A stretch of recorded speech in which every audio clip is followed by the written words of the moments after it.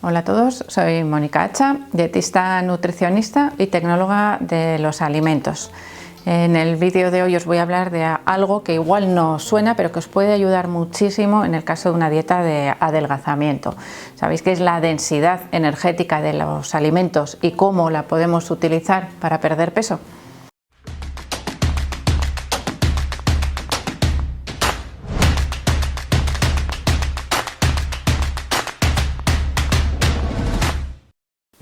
La densidad energética de un alimento podríamos decir que es la cantidad de energía que nos proporciona por porción, es decir, por la cantidad que vamos a ingerir, y así podemos repartir la densidad energética de los alimentos o los alimentos en función de su densidad energética en alimentos de densidad energética alta. Esto quiere decir que consumiendo poquita cantidad de alimentos vamos a conseguir una alta cantidad de energía, y también podemos tener alimentos de densidad energética baja, es decir, alimentos de los que podemos comer mucha cantidad porque nos van a proporcionar una densidad energética baja.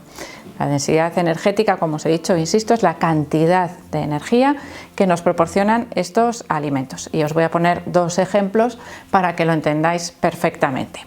Un alimento de densidad energética alta serían los frutos secos. Comemos poquita cantidad, nos proporcionan mucha energía, pero como son un alimento saludable, también nos proporcionan otros nutrientes que son necesarios dentro de nuestro patrón alimentario, con lo cual vamos a controlar la cantidad que consumimos para que esa energía no se dispare y no sobrepase nuestros requerimientos cuando incluimos frutos secos en nuestra alimentación. Un alimento o podríamos decir casi un grupo de alimentos con una densidad energética bajita serían las verduras, por ejemplo. Por eso podemos consumir gran cantidad de verduras, podemos servirnos un plato lleno hasta arriba de verduras que nos van a proporcionar una densidad energética muy baja, es decir, nos van a proporcionar pocas calorías en nuestra dieta, y visualmente, sin embargo, tenemos un plato llenísimo de verduras. Que ya sé que os he puesto un ejemplo igual un poco radical y que igual muchos de vosotros no sois muy aficionados a las verduras, entonces tendremos que ir jugando un poco con diferentes tipos de alimentos que tengan diferentes densidades energéticas para que nuestro patrón alimentario mantenga una energía total que nos permita esa pérdida de peso.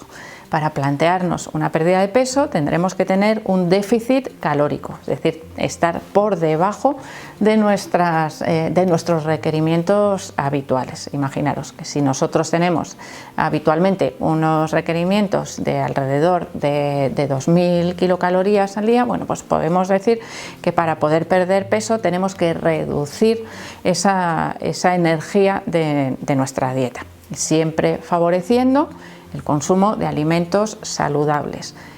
Si dentro de ese patrón alimentario saludable aumentamos el consumo de alimentos con una densidad energética baja, vamos a conseguir adelgazar más fácilmente que si incluimos alimentos saludables como los frutos secos con una densidad energética alta.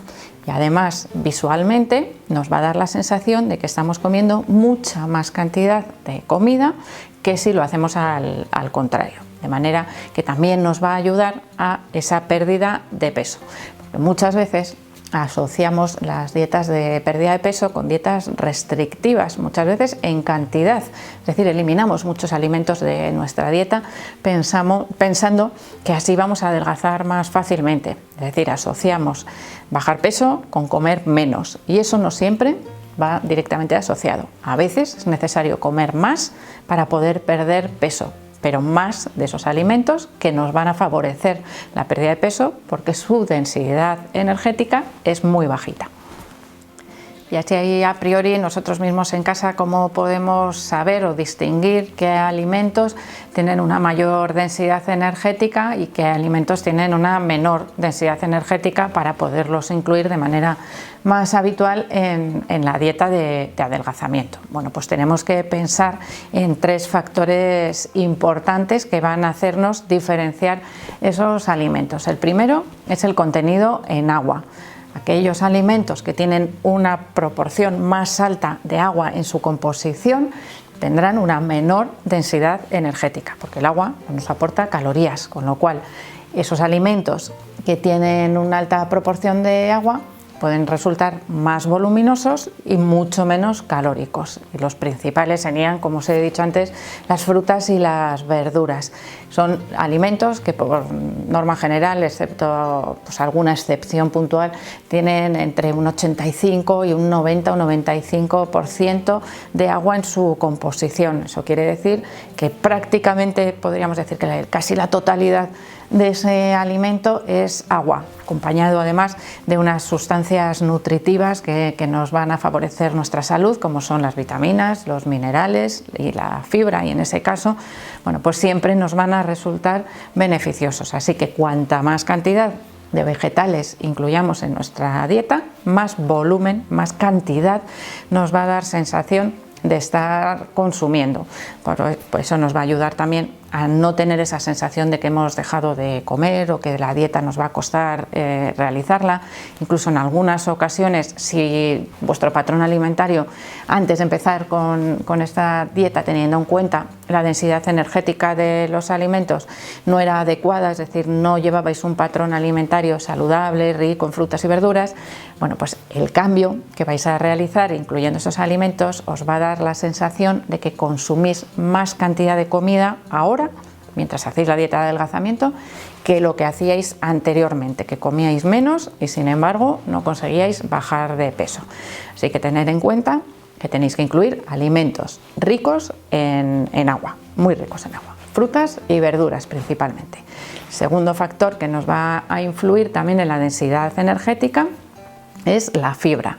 Aquellos alimentos ricos en fibra van a tener una menor densidad energética que sus equivalentes pobres en fibra. Por ejemplo, aquí podríamos comparar las versiones integrales de algunos cereales con sus versiones refinadas.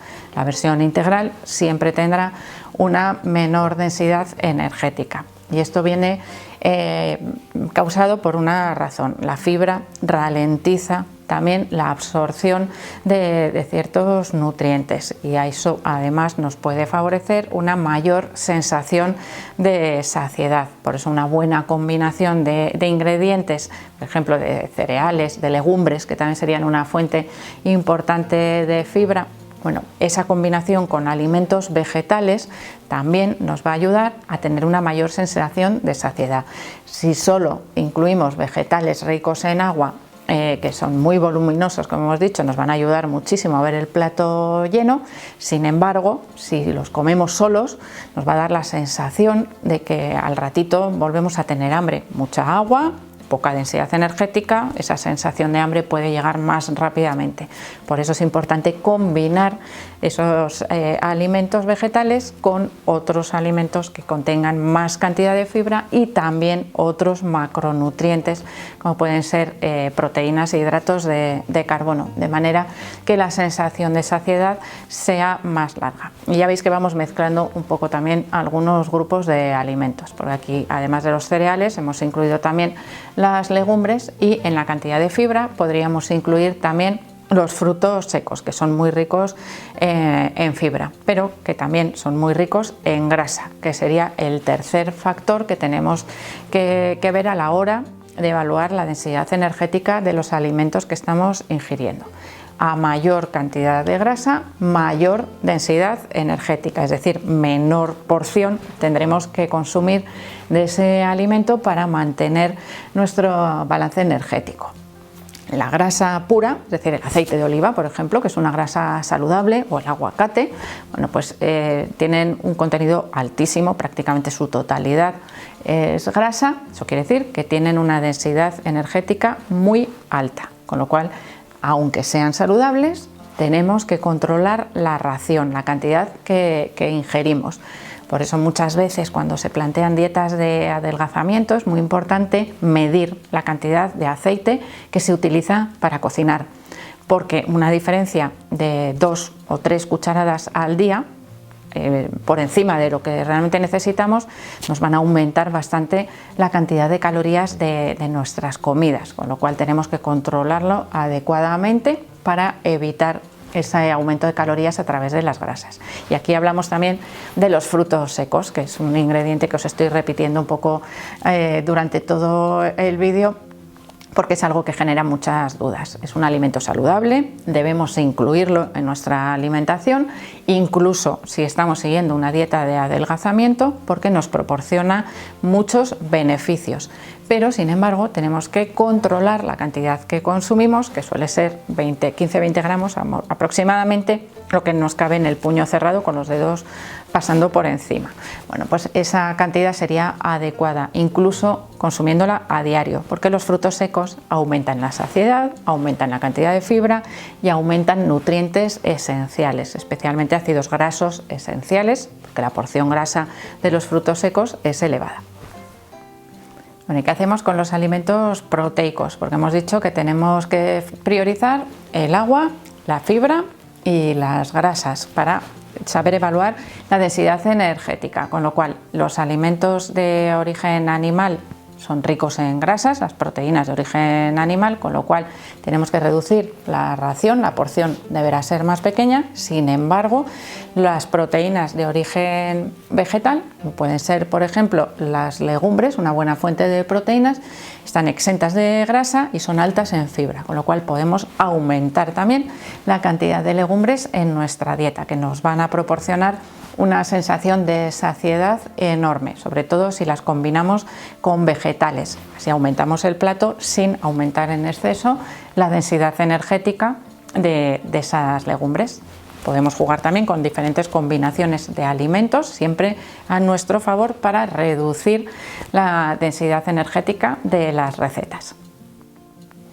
Así que ya veis que teniendo en cuenta la densidad energética de los diferentes alimentos o de combinaciones de alimentos, porque una buena combinación nos puede hacer reducir la densidad energética de ese plato. Por ejemplo, vamos a poner una carne acompañada de verduras, de unos pimientos asados, por ejemplo, es menos energética que una carne, un filete, acompañado de unas patatas fritas. La densidad energética de esos platos son totalmente diferentes. Bueno, pues teniendo eso en cuenta, os va a dar la sensación de que incluso haciendo una dieta de adelgazamiento, coméis mucha más cantidad, os vais a quedar mucho más saciados y más satisfechos que si utilizáis alimentos con una alta densidad energética. Y eso es muy importante también psicológicamente a la hora de realizar una dieta de pérdida de peso y crear cierta adherencia hacia esos hábitos alimentarios que siempre van a resultar beneficiosos. Así que espero, como siempre, que le deis al like del vídeo,